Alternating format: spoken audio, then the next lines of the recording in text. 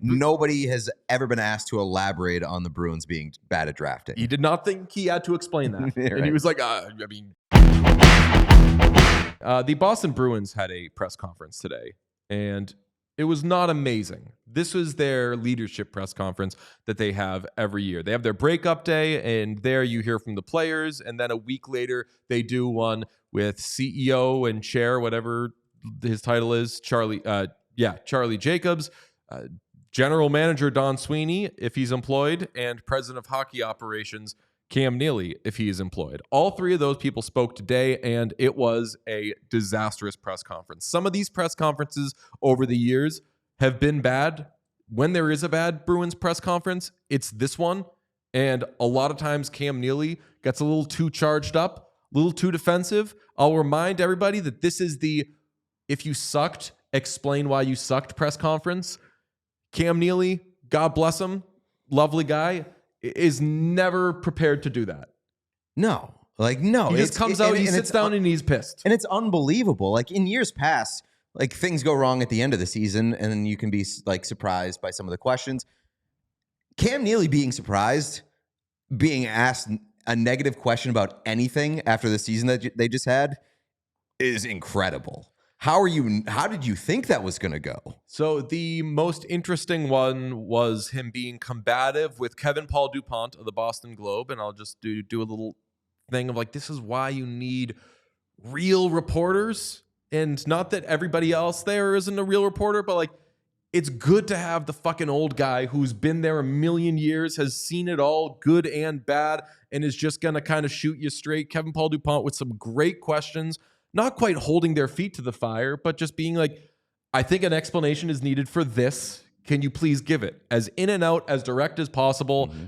Yet, Cam Neely still sort of had a tough time with it. Here is Cam Neely and Kevin Paul DuPont on the Boston Bruins' notoriously ineffective drafting and development. Question on drafting and development.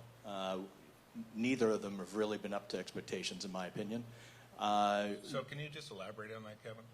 The drafting? Yeah.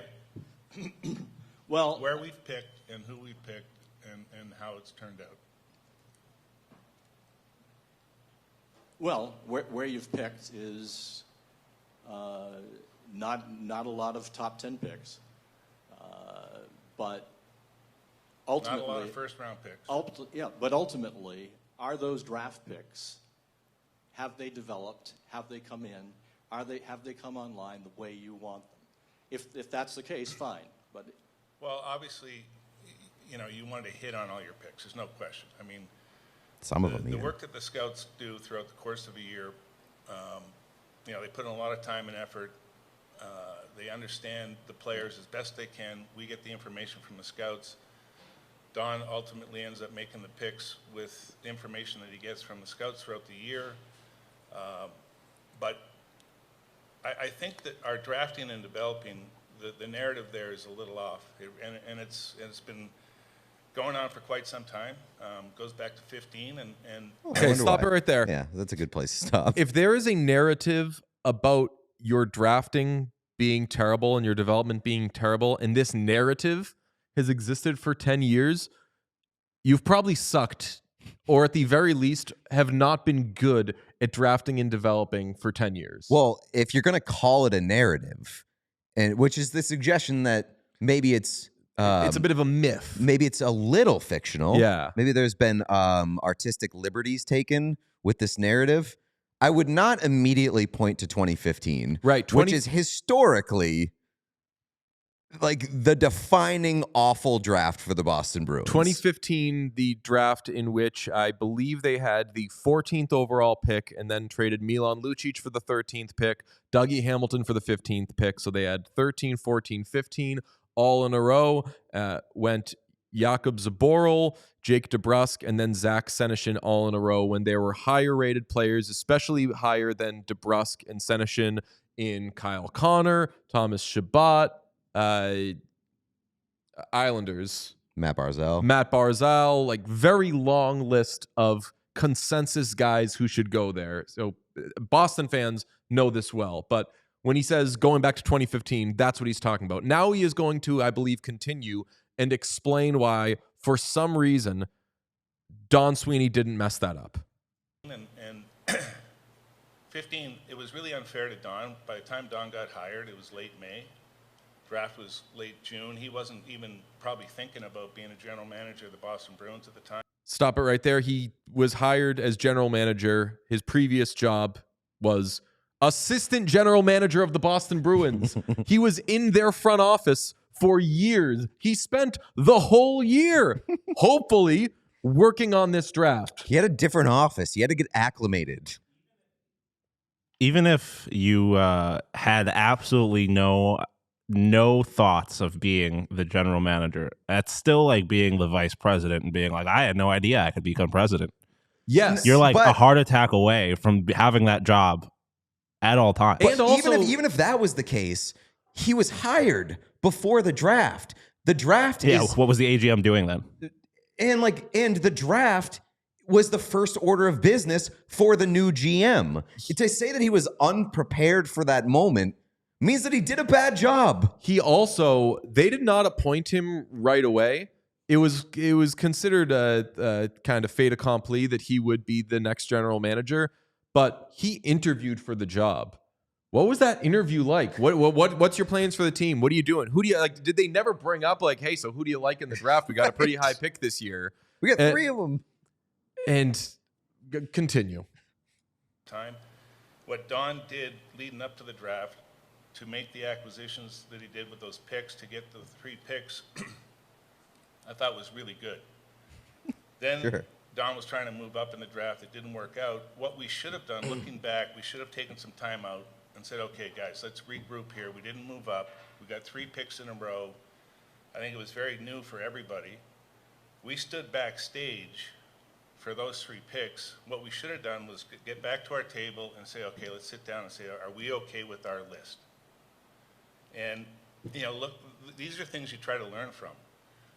Other picks throughout after that, I think we've got a number of players, not necessarily playing with the Boston Bruins, but a number of players that we have drafted that have played NHL hockey games. Pause. We have traded those picks. This press conference, the purpose definitely was to take a victory lap on Ryan Donato. Kevin Adams is up right now. if we're taking victory laps for players that we have drafted and did not play for the Buffalo Sabres or for the team that drafted them, killing it. Kevin Adams. Continue. We have traded some of the prospects to try and improve our club to win the Stanley Cups. So the narrative that we're not hitting on all our draft picks. No one is. You pick in the top 10, you better hit. We haven't done that in quite some time. So have we been perfect? No. Can we be better? Yes. I don't think anybody's asking to be perfect. I'm asking going forward here, because that's 10 years ago. The 10 subsequent years, are you satisfied with the draft picks and the development of those picks 10 years later? Not with everyone, no. No, I mean... Kevin Paul DuPont, I could kiss you. I haven't done that job in a long time, but a thing that's difficult when someone is sitting above you and they've got the better mic and they've got the lights on them and everything, like, they can kind of rattle you. And they're even like, Neely attempted to do it when he was like, can you elaborate, and did that whole thing. And Kevin, KVD was a little thrown off by that because nobody has ever been asked to elaborate on the Bruins being bad at drafting. He did not think he had to explain that. Right. And he was like, guess you haven't had a million picks, but like the players are, what should I be saying? The players are bad. Fuck, I don't know. But good on Kevin Paul DuPont, great reporter, great journalist, to say, it's not what I'm talking about. Question was not, why aren't you nailing all of your picks? Question is, do you think you've nailed a pick? Do you think you've nailed a pick outside of Charlie McAvoy? Do you think, has there been a, damn, they really did it there? And there have been moments where everyone's like, Mason Lowry, that guy that they got a lot of shit for drafting, the Louisiana kid, looks like he's going to be an NHL player. And I don't want to pick on Mason Lowry. I think he's going to be an NHL player. I think he is an NHL player, but like, he's not. Jacket. What's that? Got a green jacket. Yeah, he's not a star. And their drafting has been obviously piss poor. I'll go through their picks. I mean, we don't need to. Like, it's Yeah. the system is bone dry.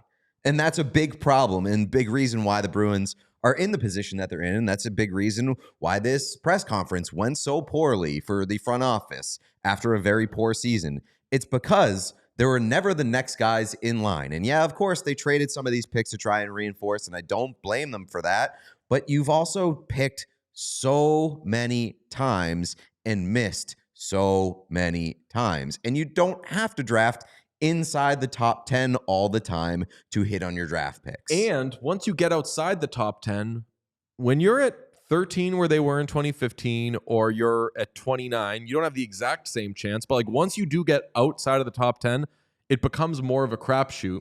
And the more darts you can throw, the better chance. Like they hit on Brandon Carlo in 2015. That was one of 3 second-round picks. Jeremy Lozon and Jacob Forsbacka Karlsson were the other 2. So like kind of 1.5 there. You throw darts and they just miss the darts. 4th round pick in 2017, Jeremy Swayman. Excellent pick. Ryan Lindgren? Mm-hmm. Ryan Lindgren, good pick. Yeah. Trent Frederick, 29. Fine pick. Fine pick. Not unbelievable. But there's like 40 names here, or a big number of names, and they have missed, especially like Fabian Lysell, 2021. A lot of people go back and forth on, do they give him enough of a look? Do they do this? If the best you can do with your high draft picks is maybe there's a conversation that you've just mismanaged his development, you have not drafted well. No. You have not done a good job. So insane that Neely had to make it about there being a narrative when we all know it's just factual. Sean, give me the very end of this when they're walking off. Eagle Eye Pete caught this at the end of the press conference. Look at his mouth. Just say Kevin. Looks like we got a Kevin, which is the reporter, Kevin Paul DuPont, and kind of calls him over.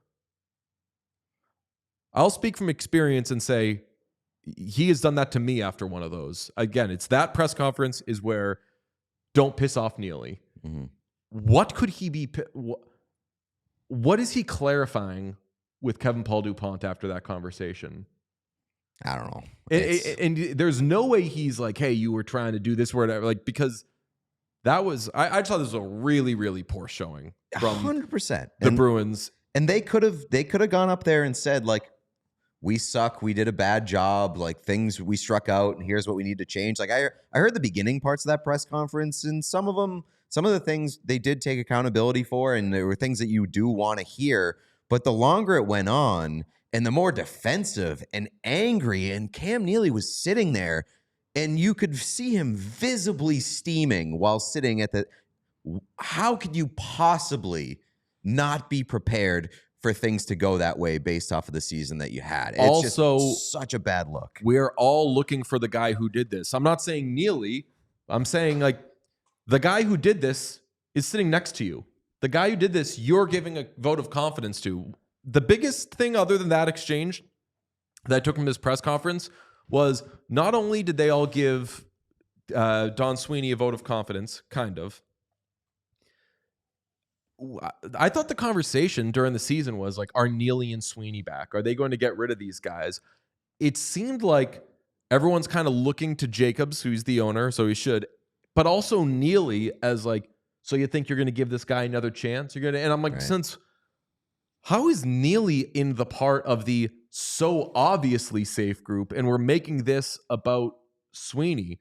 And if Sweeney chunks it, which it kind of sounded like he's got like one more year to turn this around, and they were talking about turning it around really quickly, which scares me if I'm a Bruins fan, because that means they're going to take some ridiculous risks or they're going to spend some foolish money.